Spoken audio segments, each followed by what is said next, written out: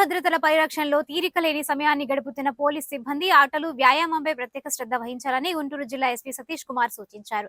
పోలీసుల జిల్లా స్థాయి స్పోర్ట్స్ అండ్ గేమ్స్ మీట్ బుధవారం నుండి పోలీస్ పెరేడ్ గ్రౌండ్స్ లో ప్రారంభమైంది. ఈ పోటీలను ఎస్పీ ప్రారంభించి మాట్లాడారు. 3 రోజుల పాటు జరిగే పోటీలో పోలీస్ శాఖ సిబ్బంది ఉత్సాహంగా పాల్గొనాలని చెప్పారు.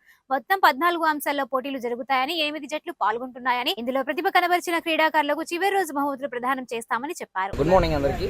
సో ఈ రోజు మనకి sports meet Guntur district Andhra Pradesh police Guntur డిస్ట్రిక్ట్లో 2024 sports games and sports meets అనేవి ఈరోజు స్టార్ట్ చేయడం జరిగింది. ఈరోజు 11, 12, 13 3 రోజులు జరుగుతాయి. 13th మన క్లోజింగ్ డే సెరమనీ. టోటలీ 8 టీంలు పార్టిసిపేట్ చేస్తుంది. 6 సబ్ డివిజన్ హెడ్ క్వార్టర్స్ అన్ని కలిపి టోటలీ 8 టీమ్స్, ఈచ్ 25 మెంబర్స్ లాగా పార్టిసిపేట్ చేస్తున్నారు. దాదాపు 180 to 200 members. So almost 14 to 13 events ఉన్నాయి. సో అందరూ దీంట్లో ఎవరు విన్ అవుతారో వాళ్ళందరికీ కూడా ప్రైజెస్ ఇవ్వడం జరుగుతాయి.